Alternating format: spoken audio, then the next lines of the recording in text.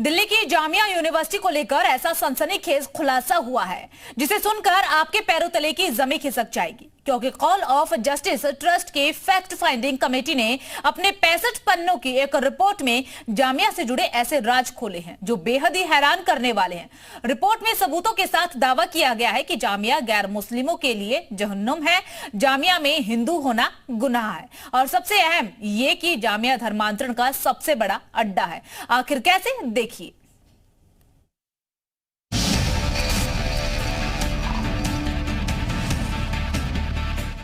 क्या जामिया में हिंदू होना सबसे बड़ा गुनाह है?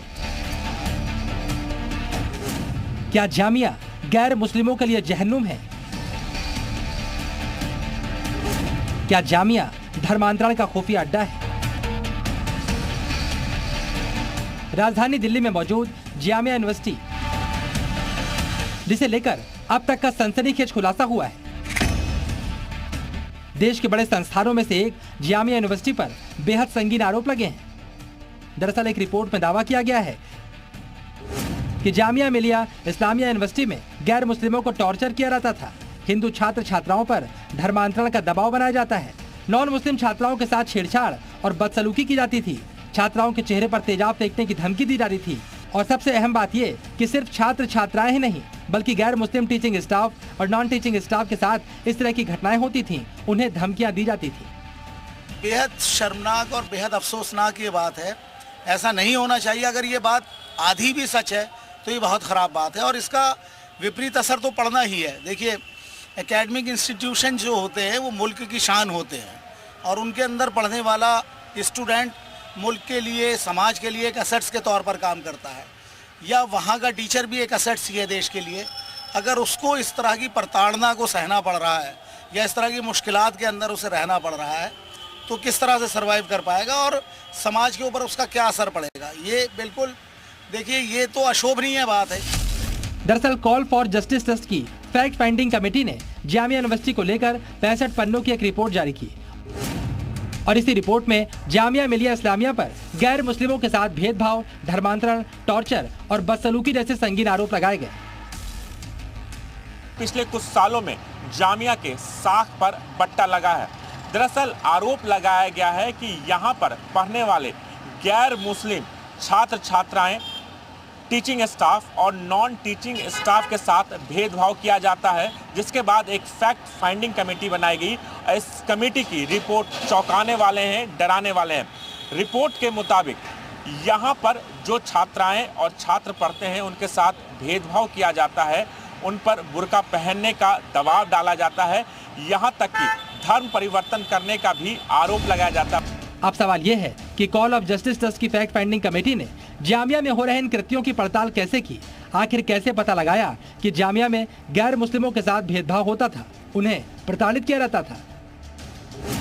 तो आपको बता दें कि कॉल फॉर जस्टिस ट्रस्ट की फैक्ट फाइंडिंग कमेटी में 6 मेंबर शामिल थे, जिन्होंने जामिया में गैर मुस्लिम छात्र और स्टाफ से बात की। करीब 27 गैर मुस्लिम छात्र और स्टाफ का बयान दर्ज किया। इन्हीं बयानों के आधार पर फैक्ट फाइंडिंग रिपोर्ट तैयार की। रिपोर्ट के अंदर लोगों के नाम को हमने छुपाने की कोशिश की है, क्योंकि वो लोग विक्टिम हैं और उनके साथ ऐसा महसूस किया जा रहा था फैक्ट फाइंडिंग कमेटी के ज़रिए कि गलत हो सकता है, तो उनके नाम हम लोगों ने उजागर नहीं किए। फैक्ट फाइंडिंग कमेटी की रिपोर्ट सामने आने के बाद जी मीडिया संवाददाता ने जामिया मिलिया इस्लामिया के ओएसडी डॉक्टर सत्यप्रकाश से फोन पर बात की। आखिर इस रिपोर्ट और आरोपों पर उनका क्या कहना था, ये भी सुन लीजिए।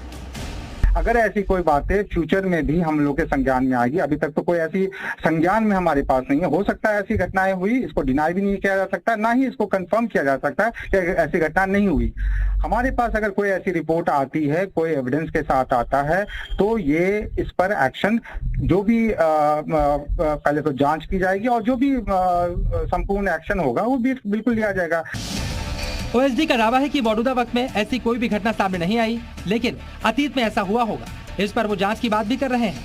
मगर आपको बता दें, फैक्ट फाइंडिंग कमेटी ने रिपोर्ट जारी की, उसमें जामिया के गैर मुस्लिम छात्र और स्टाफ के बयानों के आधार पर ये साफ साफ लिखा है कि जामिया में गैर मुस्लिमों को काफिर कहा जाता था और उन पर धर्मांतरण का दबाव बनाया जाता था। और सभी के साथ एक ही तरीके का हो रहा था। फीमेल थी तो फीमेल्स की मोस्टली ये शिकायत है कि हमें मानसिक रूप से और शारीरिक रूप से प्रताड़ित करने की कोशिश की जा रही है, और उसके लिए बार बार हमें बाध्य किया जा रहा है कि आप ऐसा करें वैसा करें, शादी कर लें, कन्वर्जन कर लें वगैरह। इसी तरीके से जो मेल स्टाफ था नॉन टीचिंग वाला, उसकी भी यही शिकायत थी कि कन्वर्जन के लिए, इसके लिए, उसके लिए सब किया जा रहा है। इस रिपोर्ट की पुख्ता पड़ताल करने के लिए हमने जामिया मिलिया की एक गैर मुस्लिम छात्रा को भी तलाशा, जिसने फैक्ट फाइंडिंग कमेटी के सामने बयान दिया था। यकीन मानिए, उस छात्रा ने हमें जो कुछ बताया उसे सुनकर आपके होश फाख्ता हो जाएंगे। यहाँ पर तो हमारी देवी देवताओं का मजाक उड़ाया जाता है, यहाँ तो हमारे फेस्टिवल्स पे रोक लगाई जाती है, हमारे हर वे में कल्चरली हमें बहुत सप्रेस किया जाता है और बहुत इन्फ्लुएंशियल इस्लाम को दिखाया जाता है। To be specific, I will say कि बहुत तरीके से, बहुत सॉफ्टली हमें कन्वर्जन की ओर लेकर जाया जा रहा है। हमारे यहाँ पर दीवारों पर लिखा हुआ है रिमेम्बर बाबरी। यहाँ पर जगह जगह इन्होंने लिखा हुआ है कि मकसद नहीं भूलना है, अल्लाहू अकबर, और इस तरीके से चीजें लिखी हुई हैं कि go Hindus go back to your country. आरोप है कि जामिया यूनिवर्सिटी में बाहरी मुस्लिम संगठनों का भी हस्तक्षेप रहता था और बाहरी लोग धर्मांतरण का दबाव बनाते थे। फिलहाल कॉल फॉर जस्टिस ट्रस्ट की फैक्ट फाइंडिंग कमेटी ने रिपोर्ट गृह मंत्रालय और आईजी को सौंप दी है। आखिर इस पर क्या एक्शन होता है, ये चंद दिनों में साफ हो जाएगा।